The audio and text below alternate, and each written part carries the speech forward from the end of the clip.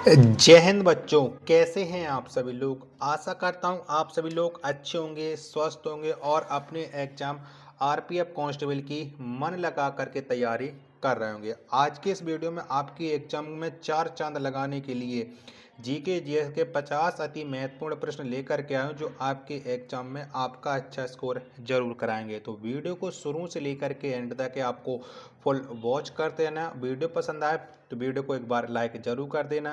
Channel को अभी तक आप लोगों ने सब्सक्राइब नहीं कर रखा होगा तो चैनल को आप लोग जरूर सब्सक्राइब कर लीजिएगा और इस वीडियो को आप अपने दोस्तों के पास ज़्यादा से ज़्यादा शेयर कीजिएगा, जिससे वो भी लोग हमारे साथ जुड़ जाएं और अपनी तैयारी को मजबूत बना पाएँ। तो चलिए फिर शुरू करते हैं।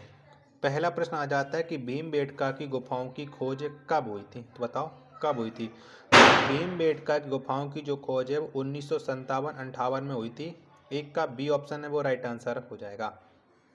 दूसरा प्रश्न आ जाता है आपके सामने कि पार्श्वनाथ जो एक क्षत्रिय और बनारस के राजा अश्वसेन का पुत्र था वह डॉट डॉट जैन तीर्थंकर बना। तो ये कौन से नंबर के तीर्थंकर बने थे। तो ये 23वां तीर्थंकर बना। दूसरा ऑप्शन, दूसरे का ए ऑप्शन राइट आंसर हो जाएगा। तीसरा प्रश्न है आपके सामने, गुप्त काल के दौरान चीन के किस यात्री ने भारत का भ्रमण किया था। तो बताओ गुप्त काल के समय कौन सा चीनी यात्री भारत आया था। तो ये फायान आया था। 3 का बी ऑप्शन करेक्ट आंसर हो जाएगा।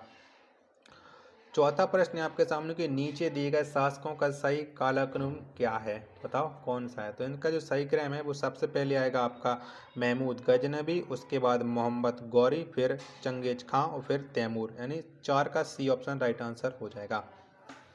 पांचवा प्रश्न है आपके सामने कि पानीपत का युद्ध कहाँ हुआ। तो बताओ कहाँ पर हुआ था। तो पानीपत का जो युद्ध है वो हरियाणा में हुआ है। 5 का ए ऑप्शन देने वाले सभी लोगों का राइट आंसर हो जाएगा।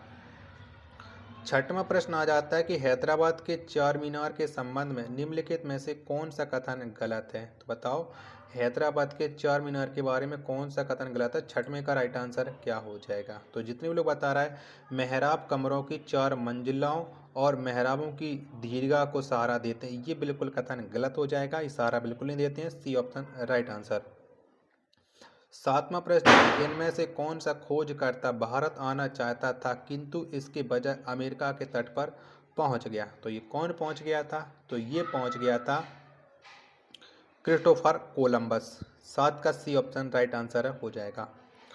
आठवां प्रश्न है आपके सामने कि बंगाल की सेना के सैनिकों ने 10 मई 1857 को मेरठ में विद्रोह कर दिया। उस समय मुगल सम्राट कौन था। तो उस समय जो मुगल सम्राट था वो बहादुर शाह जफर था। 8 का ए ऑप्शन राइट आंसर हो जाएगा।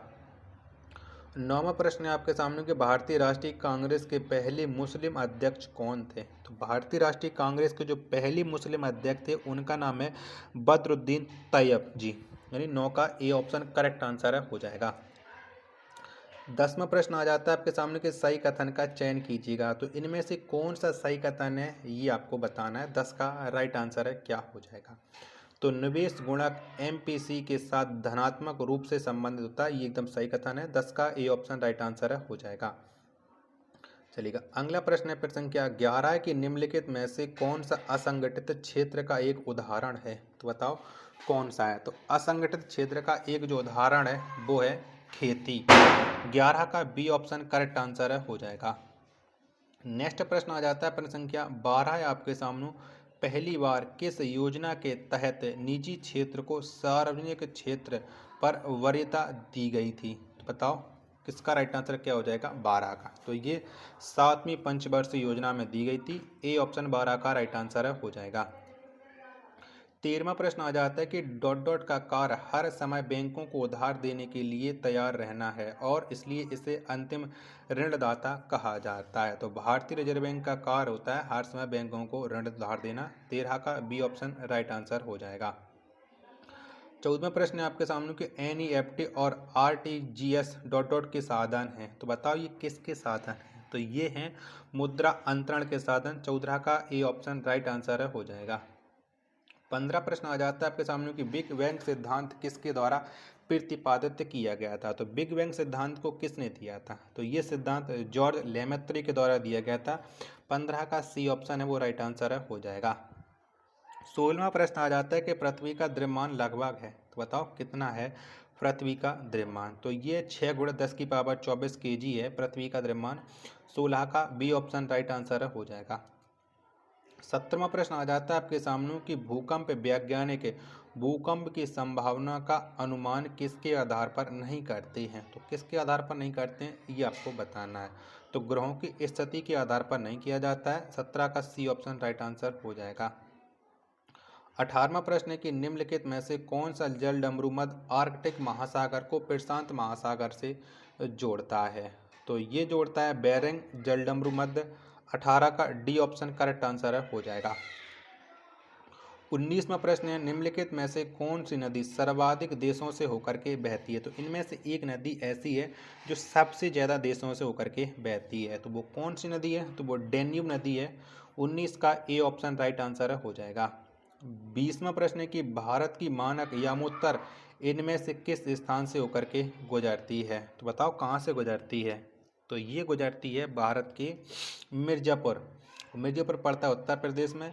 20 का ए ऑप्शन राइट आंसर हो जाएगा।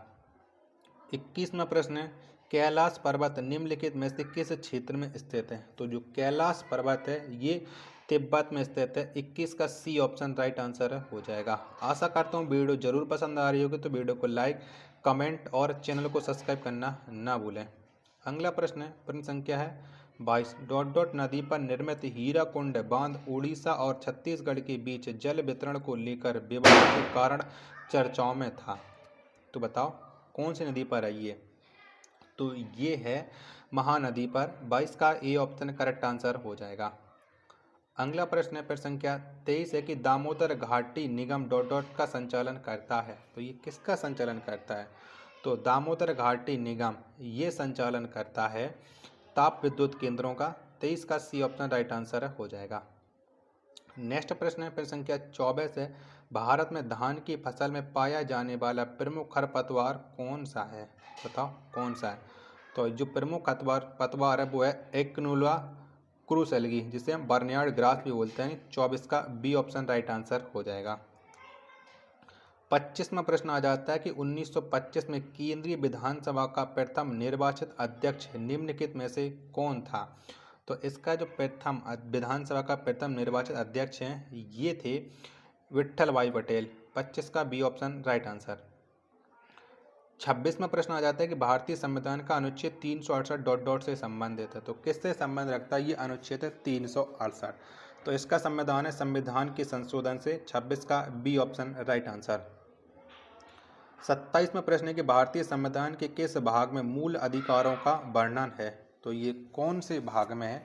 27 का राइट आंसर है क्या हो जाएगा। तो इनका जो वर्णन है वो है भाग 3 में। 27 का बी ऑप्शन करेक्ट आंसर हो जाएगा। 28वां प्रश्न है आपके सामने कि निर्वाचन मंडल जो भारत के राष्ट्रपति का चुनाव करता है का गठन कौन करता है। तो इसका गठन कौन करता है ये आपको बताना है। तो इसका गठन संसद और राज्य विधानसभाओं के निर्वाचित सदस्य करती हैं। D option right answer. 29वां प्रश्न है कि राज्यसभा के संबंध में निम्नलिखित में से कौन सा कथन सही है। तो बताओ इनमें से कौन सा कथन सही है। तो राज्यसभा के बारे में सही कथन है प्रत्येक दूसरे वर्ष इसके 1/3 सदस्य सेवानिवृत्त हो जाते हैं। 29 का सी ऑप्शन राइट आंसर। 30वां प्रश्न है कि भारत के किसी राज्य का मुख्यमंत्री बनने हेतु न्यूनतम आयु क्या है। तो भारत के किसी राज्य का मुख्यमंत्री बनने हेतु जो न्यूनतम आयु होती है वो होती है 25। 30 का ए ऑप्शन राइट आंसर। 31वां प्रश्न है कि भारतीय संविधान का कौन सा अनुच्छेद पदयात्रियों के लेखाओं की समपरीक्षा से संबंधित है। तो ये कौन सा संबंध रखता है ये आपको बताना है। 31 का राइट आंसर। तो ये अनुच्छेद 243 जे का संबंध है। 31 का डी ऑप्शन करेक्ट आंसर हो जाएगा। वीडियो पसंद आ रही तो प्लीज़ वीडियो को लाइक जरूर करें और चैनल को सब्सक्राइब नहीं कर रखा होगा आप लोगों ने ये मुझे पता है। प्लीज़ सब्सक्राइब और सपोर्ट जरूर बनाए रखिएगा। 32वां प्रश्न है कि भारत बांग्लादेश भूमि सीमा समझौते के संशोधित संस्करण को दोनों देशों द्वारा भारतीय संविधान के किस संशोधन के तहत अंगीकृत किया था। तो इसे अंगीकृत या अपनाया गया था 100वां संविधान संशोधन 2015 के तहत। 32 का बी ऑप्शन है वो राइट आंसर हो जाएगा। 33वां प्रश्न कि सूरज कुंड मेला, जिसे अंतर्राष्ट्रीय शिल्प मेला भी कहा जाता है, डॉट डॉट में आयोजित होता है, तो ये कहाँ पर लगता है? तो ये हरियाणा में आयोजित किया जाता है सूरज कुंड मेला। 33 का ए ऑप्शन करेक्ट आंसर हो जाएगा। 34वां प्रश्न है कि निम्नलिखित में से कौन से केंद्र शासित प्रदेश में तरपा उत्सव मनाया जाता है? तो तरपा उत्सव है ये मनाया जाता है दादर और नगर हवेली में। 34 का ए ऑप्शन करेक्ट आंसर हो जाएगा। 35वां प्रश्न है कि मथुरी लोक नृत्य इनमें से किस राज्य में प्रचलित है? तो मथुरी जो लोक नृत्य है ये तेलंगाना में प्रचलित है। 35 का बी ऑप्शन करेक्ट आंसर हो जाएगा। अगला प्रश्न है प्रश्न संख्या 36 है, राष्ट्रीय ऊर्जा संरक्षण दिवस कब मनाया जाता है? तो राष्ट्रीय ऊर्जा संरक्षण दिवस ये प्रत्येक वर्ष 14 दिसंबर को मनाया जाता है। 36 का ए ऑप्शन करेक्ट आंसर हो जाएगा। 37वां प्रश्न आ जाता है कि इनमें से कौन सा विश्व व्यापार संगठन का पूर्ववर्ती था? तो बताओ कौन था? तो इसका पूर्ववर्ती व्यापार एवं शुल्क पर सामान्य कर। 37 का बी ऑप्शन राइट आंसर हो जाएगा। 38वां प्रश्न कि पहली बार शीतकालीन ओलंपिक खेल का आयोजन कब किया गया था? तो पहली बार शीतकालीन ओलंपिक खेलों का जो आयोजन किया गया था वो 1924 में किया गया था। 38 का डी ऑप्शन राइट आंसर। 39वां प्रश्न है कि भारत की किस एकमात्र मुक्केबाज ने 6 बार विश्व मुक्केबाजी चैंपियन बनकर इतिहास रचा? तो ये किसने रचा था इतिहास? तो ये मैरी कॉम ने रचा है। 39 का डी ऑप्शन राइट आंसर हो जाएगा। 40वां प्रश्न है कि निम्नलिखित में से किसने ओलंपिक में सर्वाधिक पदक जीते हैं? तो किसने जीते हैं? तो इनमें से माइकल फेल्प्स ने सबसे ज़्यादा ओलंपिक में पदक जीते हैं। 40 का ए ऑप्शन राइट आंसर हो जाएगा। 41वां प्रश्न आ जाता है आपके सामने, किस भारतीय राष्ट्रवादी की जयंती को प्रति वर्ष पराक्रम दिवस के रूप में मनाया जाता है? तो किसके जयंती को मनाते हैं पराक्रम दिवस के रूप में? 41 का राइट आंसर। तो ये नेताजी सुभाष चंद्र बोस की जयंती को मनाया जाता है। ए ऑप्शन करेक्ट आंसर हो जाएगा। 42वां प्रश्न है आपके सामने कि पटाखा किस देश की मुद्रा है? तो पटाखा ये जो मुद्रा है वो मुद्रा है मकाऊ की। 42 का ए ऑप्शन राइट आंसर हो जाएगा। चलिएगा नेक्स्ट प्रश्न है आपके सामने प्रश्न संख्या है 43 कि प्रेरित विभवांतर की एसआई इकाई डॉट डॉट है, तो बताओ कौन सी है? तो इसकी जो एसआई इकाई है प्रेरित विभवांतर की वो है B. A option right answer हो जाएगा। 44वां प्रश्न है कि हाइग्रोमीटर से क्या मापा जाता है? तो हाइग्रोमीटर से जो मापा जाता है वो आर्द्रता को मापा जाता है। 44 का बी ऑप्शन करेक्ट आंसर हो जाएगा। 45वां प्रश्न कि मुक्त रूप से गिरना केवल डॉट डॉट में संभव है, तो मुक्त रूप से गिरना किस में संभव है? तो ये जो संभव है वो केवल निर्वात में है। डी ऑप्शन करेक्ट आंसर हो जाएगा। 46वां प्रश्न कि निम्नलिखित में से कौन सा परमाणु के बारे में सही नहीं है? तो बताओ इनमें से कौन सा है जो परमाणु के बारे में सही नहीं है? तो ये दो तत्वों के परमाणु समान होते हैं, ये सही नहीं है। ए ऑप्शन करेक्ट आंसर हो जाएगा।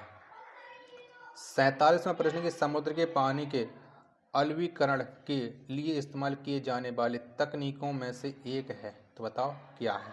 तो ये है आसवन। बी ऑप्शन राइट आंसर हो जाएगा। 48वां प्रश्न है आपके सामने कि पिच ब्लेंड किससे संबंधित है? तो बताओ किससे संबंध रखता है ये पिच ब्लेंड है? तो इसका जो संबंध है पिच ब्लेंड का वो संबंध है यूरेनियम से। B option right answer. 49वां प्रश्न कि निम्नलिखित में से कौन सा मकड़ियों का अध्ययन है? तो बताओ कौन सा है? तो मकड़ियों का अध्ययन ऑर्गेनोलॉजी।